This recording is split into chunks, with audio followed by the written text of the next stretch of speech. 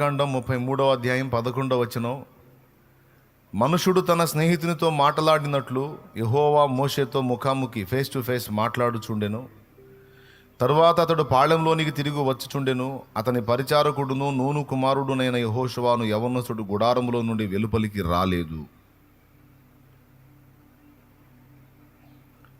ఈ మాటలను మీరు చాలాసార్లు చదివి ఉంటారని నేను అనుకుంటున్నాను. ప్రసంగాల్లో కూడా విని ఉంటారని నేను అనుకుంటున్నాను.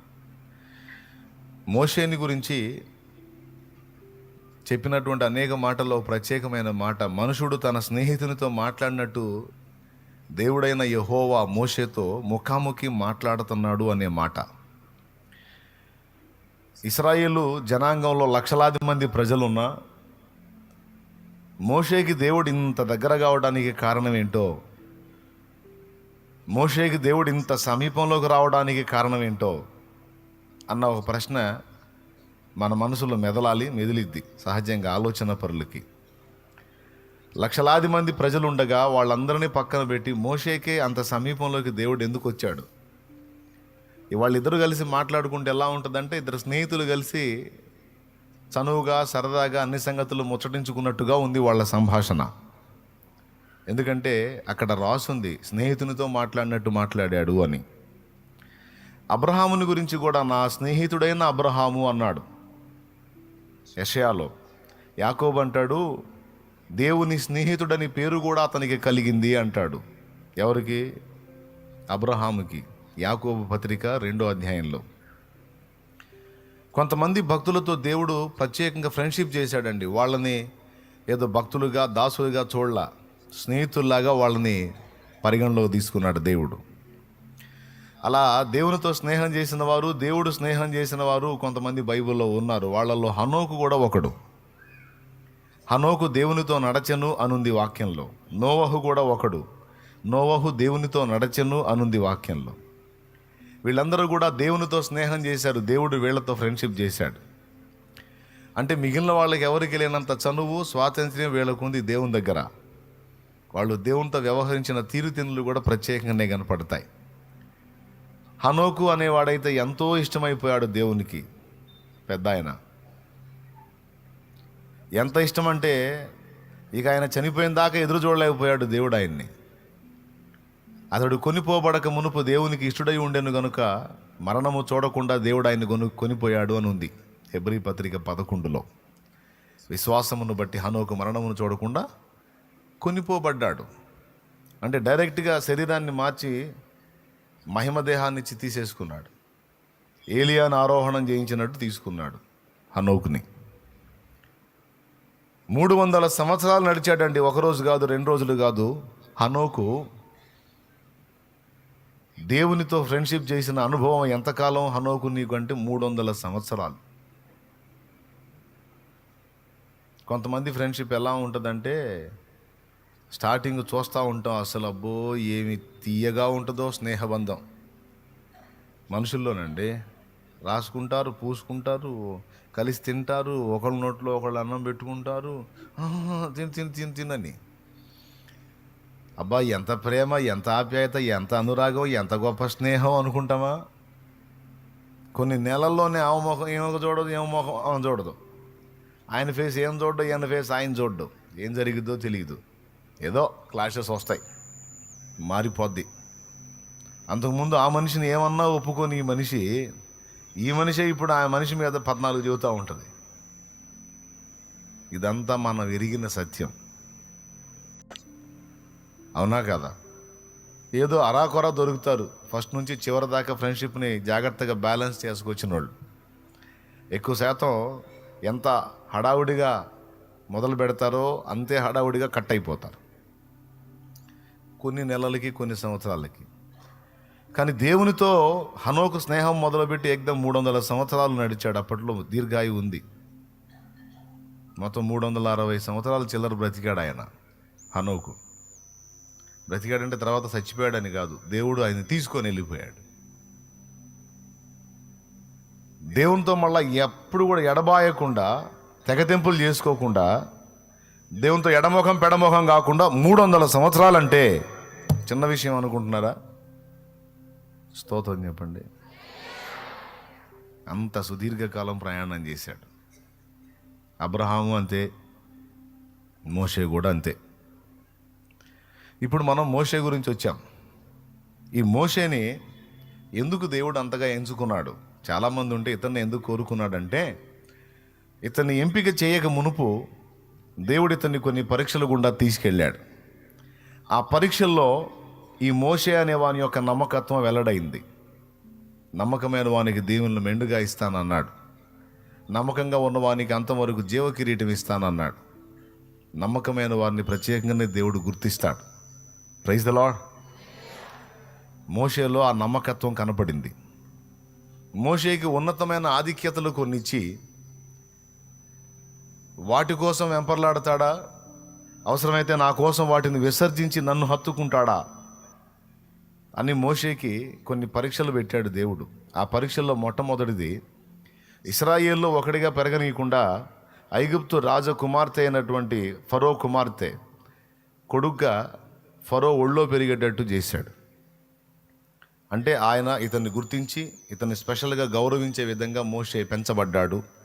ఐగుప్తు భోగాలలో సకల విద్యలో నేర్చుకోవటమే మనకు తెలుసు, కానీ ఐగుప్తు భోగాలన్నీ అనుభవించాడన్న సంగతి చాలామంది లక్ష్య పెట్టరు. మీకు తెలుసా, 40 సంవత్సరాలు మోషే ఐగుప్తు భోగాలన్నీ అనుభవించాడు. ఒక రాజకుమారుడు అంతఃపురంలో పెరిగాడంటే ఏ రేంజ్లో ఉంటుంది చూడండి. అతనికి ఏదన్నా తక్కువైద్దా? అతనికి ఏదన్నా కొదువైద్దా? విలాసవంతమైన జీవితం. ఒక పక్క బాధ్యతలను కూర్చున్నటువంటి ప్రెజర్ ఉన్నప్పటికీ అతనికి ఏది తక్కువ లేదు. విలాసవంతమైన జీవితం, రాయల్ లైఫ్ అంటారు కదా, అది ఉంది మోషేకి. తర్వాత దేవుని నుండి అతనికి ప్రత్యక్షత దొరికింది. ఎలా దొరికిందంటే, ఈ ఇశ్రాయేలు జనాంగం బానిసలుగా ఉన్నారు కదా, వీళ్ళని ఐగుప్తీయులు హింస పెడుతున్నారు. వాస్తవంగా అతను కూడా ఐగుప్తీయుడిగా పెంచబడ్డాడు. వాళ్ళతో నాకెందుకులే అని వెళ్ళిపోలేకపోతున్నాడు. వాళ్ళని చూస్తుంటే అతనికి ఏదో తెలియని బాధ కలుగుతుంది. వాళ్ళని చూస్తుంటే, అరే మన వాళ్ళంతా, మిగిలిన వాళ్ళంతా బాగానే ఉన్నారు, వీళ్ళు ఎందుకు ఇలా బానిస బతకాలని ఒక వేదన. ఎందుకు అసలు వీళ్ళని మనుషుల్లాగా చూడట్లేదు, జంతువుల్లాగా చూస్తున్నారు, క్రూరంగా కొడుతున్నారు, వెట్టి చాకిరీ చేపిస్తున్నారు, ఏంటి అని బాధ కలిగింది అతనికి. అతను వచ్చినప్పుడు పోవునప్పుడు ఇశ్రాయేలు హింస పొందటం అనేది అతని హృదయాన్ని కలచివేస్తుంది. అసలు వాళ్ళెవరు, నేనెవరిని, ఎందుకు నాకు ఇలాంటి ఆలోచన కలుగుతుంది, ఎందుకు నా హృదయం ఇంత గాయపడుతుంది అనే ప్రశ్న అతని మనసులో మెదిలింది. తర్వాత తల్లి ద్వారా, మరి కన్న తల్లే పెంచిన తల్లి అయింది.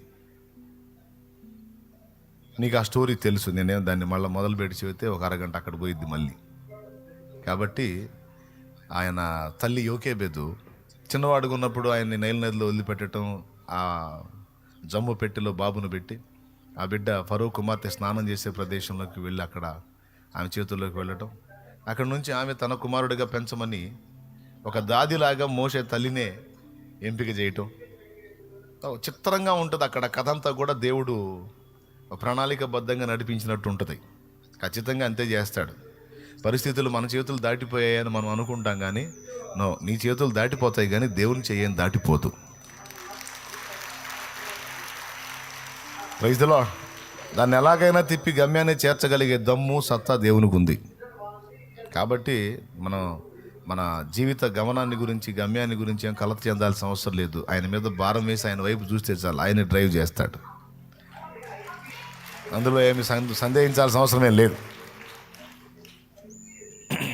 అక్కడ నుంచి ఇక ఆమె కొడుగ్గా, ఎవరు కొడుగ్గా? ఫరో కుమార్తె కొడుగ్గా, అంటే ఫరో మనవడగా. కన్న తల్లి అయిన యోకేబేదేమో పెంచే దాదిగా. అద్భుతం కదా. పెరిగి పెద్దవాడయ్యాడు. ఇశ్రాయేలును చూసినప్పుడల్లా ఆయనకి ఫీలింగ్ కలుగుతుంది, భారం కలుగుతుంది. వాళ్ళని ఎట్లనన్నా ఆ పరిస్థితుల్లోంచి బయటికి తీసుకురావాలనే ఆలోచన కలుగుతుంది. తనకి ప్రశ్న కలుగుతుంది, నాకెందుకు కలుగుతుంది ఇట్లా ఆలోచన? వాళ్ళు ఎవరు అసలు?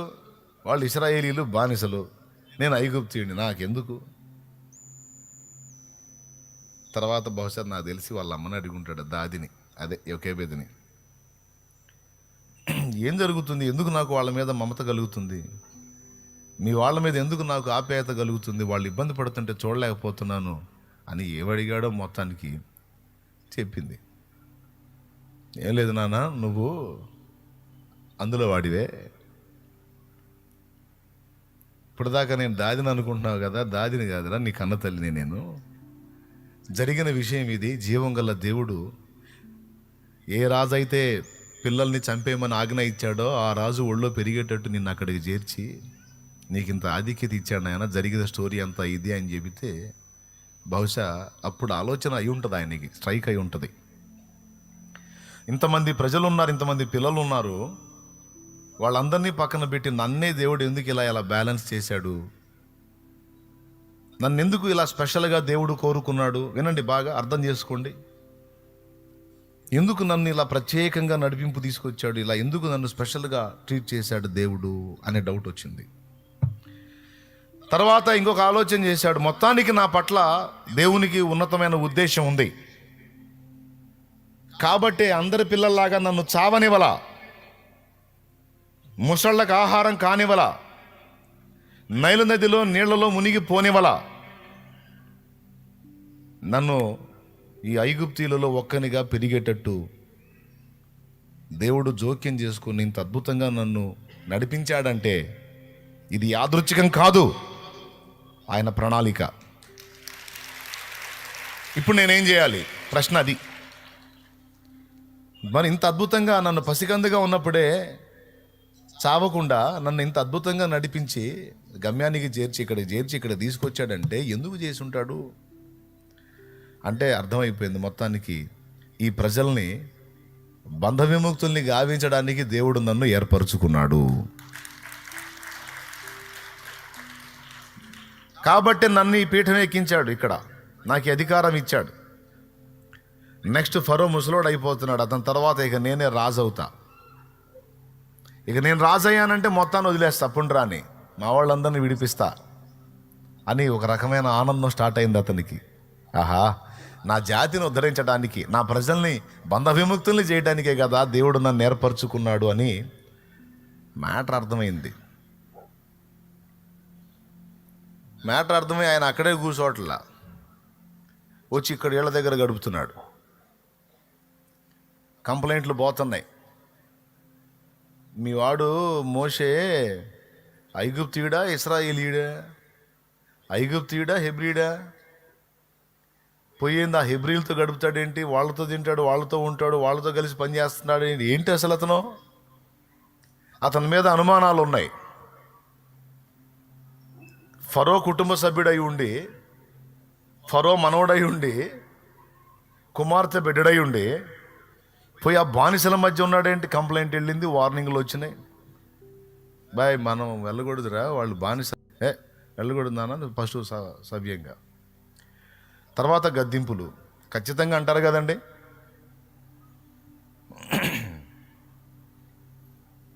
ఈ మాట ఎక్కడ రాసుంది అంటారు కొంతమంది మేధావులు. అన్నీ రాసుంటేనే నమ్ముతారు ఈ మునగాళ్ళు.